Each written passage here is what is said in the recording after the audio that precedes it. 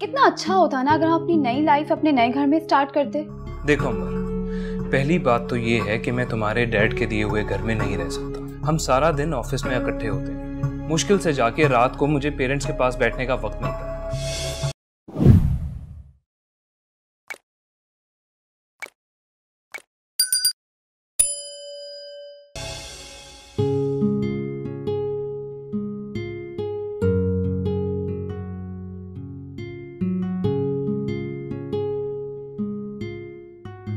हारिब, वैसे कितना अच्छा होता ना अगर हम अपनी नई लाइफ अपने नए घर में स्टार्ट करते। डैड ने कितना खूबसूरत डिजाइन करवाया था। तुमने फाइनल फिनिशिंग के बाद देखा नहीं ना? चलो और देखने चलते हैं। नहीं यार, किसी और दिन चलेंगे। कब? और हम उधर शिफ्ट कब होंगे? फिलहाल नहीं।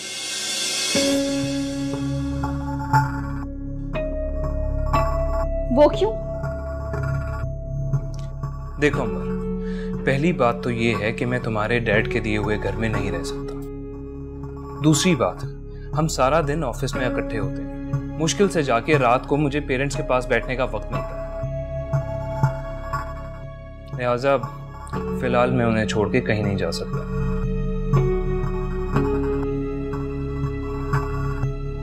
हारिब, मुझे क्यों ऐसा लगता है कि हमारे दरमियान कॉन्फ्लिक्ट्स पैदा हो रहे हैं? ऐसी कोई बात, एक्चुअली तुम बात को समझ नहीं पा रही हो। जब लड़की की शादी हो जाए ना, तो उसे बहुत कुछ अपने शौहर की मर्जी से करना पड़ता है। अगर तुम मतलब क्या है तुम्हारी इन बातों का?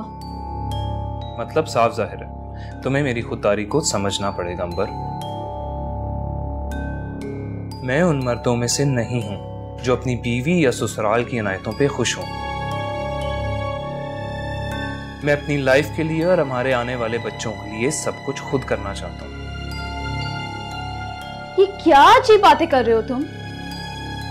देखो, मैं अपने डैड की इकलौती औलाद हूं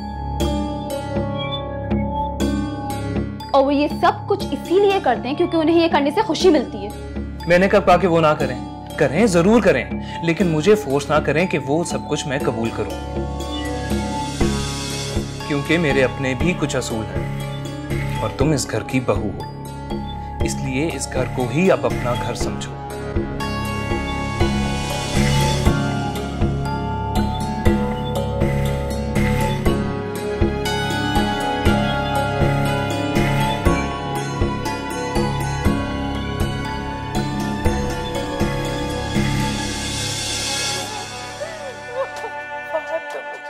छोड़ के चले गए।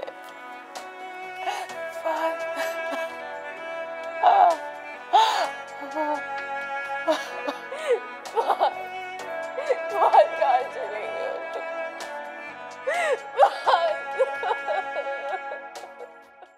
सब्र से काम लो रुबाब, सब्र से।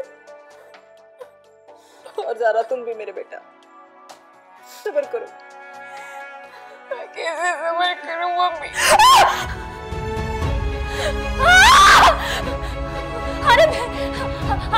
अरे मैं छोड़ के बचा, अरे मैं छोड़ के बचा, लेकिन मैं हाथ जोड़ी। अरे मेरे हाथ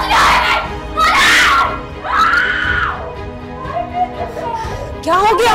ईमान, ईमान क्या हो गया बेटा? संभालो अपने आप को। कहाँ? अरे मुझे नजर नहीं आ रहा। क्या हो गया? संभालो अपने आप। कैसी बातें कर रही हो? क्या हो गया बेटा? अभी यही थे, अभी यही नहीं है हारिब, ईमान, संभालो अपने आप को।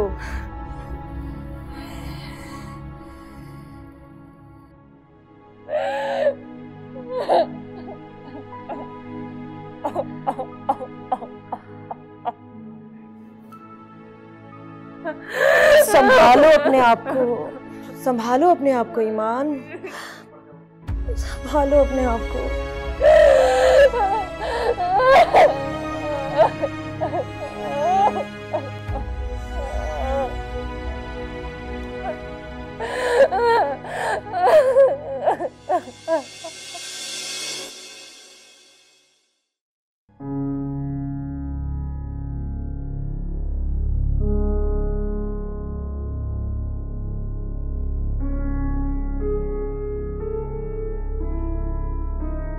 पास तो बस एक ही काम रह गया है, ईमान ईमान और बस ईमान।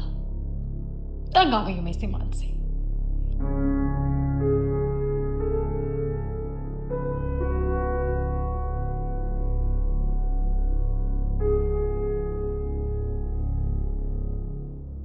अहमद, अहमद, क्यों भी जान के दुश्मन बन गए?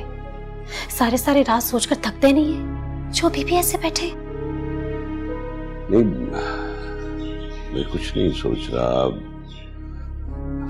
रिलैक्स कर। झूठ मत बोले। बच्चे भी मुझसे पूछते रहते हैं कि बाबा को क्या हो गया। ना हमसे बात करते हैं, ना ही हमें टाइम देते। इस तरह से करने से आपका घर तो डिस्टर्ब हो ही रहा है, आपके कारोबार पर भी असर पड़ेगा इसका। कोई बात नहीं है, एक अजीब सा गिल्ट है दिल में। आखिर क्यों अहमद? आप अच्छा सोचा करें तो अच्छा ही होगा। बस मुझे एक बार ईमान की तरफ से तसल्ली हो जाए कि वो ठीक है, खैरियत से है, तो मुझे भी सुकून मिल जाएगा। आप उसके लिए इतना परेशान हो रहे हैं, क्या पता शादी करके कहीं अच्छी जिंदगी गुजार रही होगी और आप उसके लिए इतना तड़प रहे हैं। वो तो आपको भूल भी गई होगी यकीनन। कैसे भूल सकती है वो? बाप हूं उसका। अच्छा, बाबा नहीं भूली होगी। अहमद, चले ना, फ्रेश हो जाए, बच्चों को लेके बाहर चलते हैं। नहीं फौजिया, मैं अच्छा ठीक है, तुम लोग तैयार हो जाओ, मैं आता हूँ।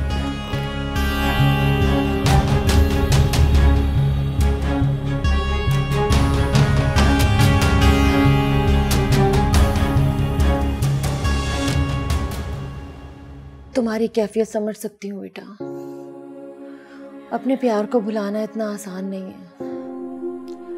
तुम जितना मर्जी मजबूत बन जाओ, लेकिन कभी ना कभी उसकी कमी महसूस होगी तुम्हें। जब तक जान है, यादों के वबाल कहाँ जान छोड़ते हैं। खुद को संभालो ईमान, कब तक खुद को अजियत देती रहोगी और इस नन्ही सी जान को भी? संभालो अपने आप को बेटा।